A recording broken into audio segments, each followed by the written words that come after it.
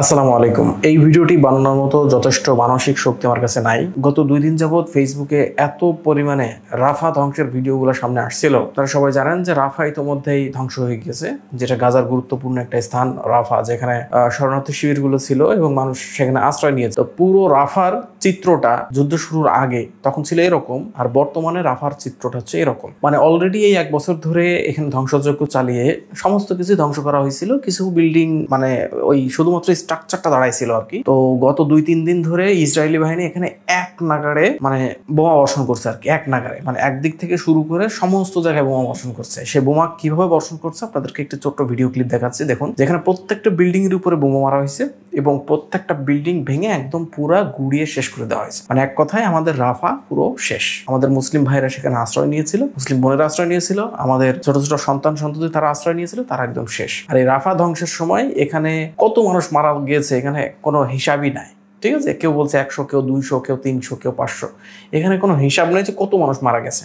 আর এখানে বোমগুলো বাস্ট হওয়ার সময় আপনারা জানেন যে একটি ভিডিও সামাজিক যোগাযোগ ভাইরাল হয়েছে যে একটা বোম বাস্ট হওয়ার সময় মানুষগুলা আকাশে উড়ে যাচ্ছিল। হ্যাঁ, একজন সাংবাদিকের ক্যামেরা এটা রেকর্ড হয়ে গেছে যে মানুষগুলা বোমের সাথে আকাশে উড়ে যাচ্ছে। এতটা হৃদয় বিদারক একটি ঘটনা।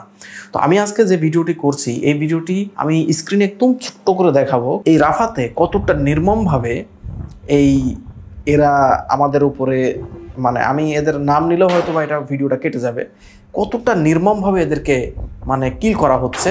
হ্যাঁ, আপনারা ভিডিওটি দেখলে বুঝবেন যে এরা হচ্ছে বিশাল বড় একটা গণকবর খুঁড়ছে। আমি বর্ণনা দিয়ে দিচ্ছি, আপনারা ভিডিও দেখলে বুঝতে পারবেন। বিশাল বড় একটা গণকবর খুঁড়ছে।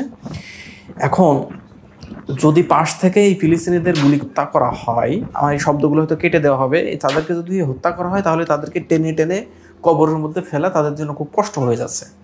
তো যার কারণে তারা কি করছে, ফিলিস্তিনিদেরকে, আমাদের ভাইদেরকে, আমাদের ভাই, আমি এই কথাগুলো অনেক নর্মালি বলার চেষ্টা করছি, কিন্তু বিশ্বাস করুন যে আমি আসলে এই কথাগুলো বলতেই পারতেছি না, এতটা হৃদয় বিদারক। আর অনেকেই দৃশ্যটা সহ্য করতে পারবেন না। তাদেরকে একটা একটা করে নিয়ে আসা হচ্ছে গণকবরের সামনে, তাদেরকে বলছে যে তুই এই কবরের মধ্যে লাফ দে, ঠিক আছে? তাদের বাইরে থেকে তাদেরকে হত্যা করে টেনে আনা কষ্ট, যার কারণে তারা বলছে তোরা লাফ দে। তারা লাফ দেওয়ার সময় তাদেরকে গুলি করা হচ্ছে এবং তারা ওই কবরের মধ্যে একটা একটা করে শহীদ হয়ে যাচ্ছে।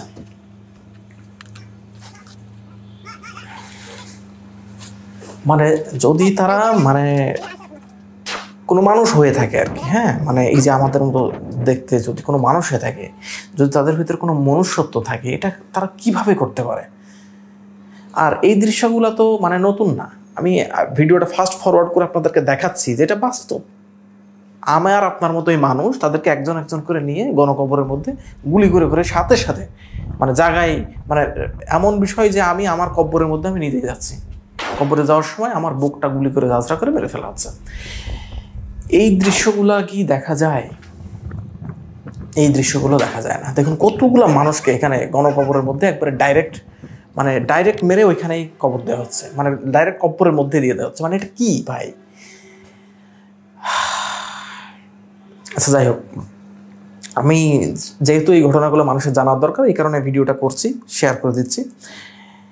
আরেকটা বিষয় হচ্ছে, আপনারা কি কখনো রক্তের নদী দেখেছেন?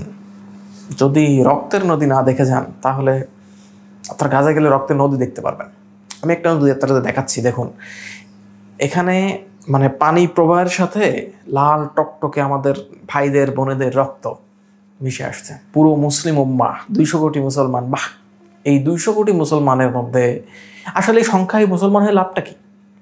আমার তো কালকে থেকে পুরো মাথায় একটা কথাই চিন্তা আসছে যে এই 200 কোটি মুসলমানের সংখ্যা বেড়ে আসলে লাভটা কি? আপনি ইন্ডিয়ায় যান, মুসলিম নির্যাতিত; আপনি ফিলিস্তিনে যান, মুসলিম নির্যাতিত; আপনি উইঘুরে যান, মুসলিম নির্যাতিত। সব জায়গায় মুসলিমরা নির্যাতিত হচ্ছে। 200 কোটি মুসলমান, আমাদের আরব বিশ্বের বড় বড় নেতারা, হ্যাঁ, এদেরকে দেখলেই ঘৃণা লাগে আমার এখন। আমি বাস্তব একটা কথা বলি, এই যে আরব নেতারা না, এদেরকে দেখলেই ঘৃণা লাগে আমার এখন বর্তমানে, যে একটা সিঙ্গেল স্টেপ এরা নিতে জানে না এই ফিলিস্তিনিদের পক্ষে। ফিলিস্তিনিয়ার তো ওদেরই ভাই, ওই মধ্যপ্রাচ্যেরই লোক। ওই ফিলিস্তিনিরা ওদেরই আপন জাত ভাই। তো তাদেরকে যখন এইভাবে হত্যা করা হচ্ছে, বোম দিয়ে হত্যা করা হচ্ছে, হাজার হাজার মানুষকে গণকবরের মধ্যে জায়গা গুলি করে মেরে দেওয়া হচ্ছে, অথচ তাদের কোনো প্রকারের কোনো রিয়াকশনই নাই। একটা বড় হামলা হইলে এই সৌদি আরব তীব্র নিন্দা জানিয়েছে। কাতার তীব্র নিন্দা জানিয়েছেন। নিন্দা জানানোই সব কিছু? নিন্দা জানালেই সব কিছু হয়ে গেল? আমাদের ভাইদেরকে হত্যা করা হচ্ছে, গুলি করে মেরে দেওয়া হচ্ছে, তাদের অস্তিত্ব নিয়ে, মানে তাদের অস্তিত্বই থাকবে না এক কথায়। তাদের গাজা যেটুকু ওই হামাসের দখলে ছিল বা ফিলিস্তিনিদের দখলে ছিল, ও গাজাও শেষ।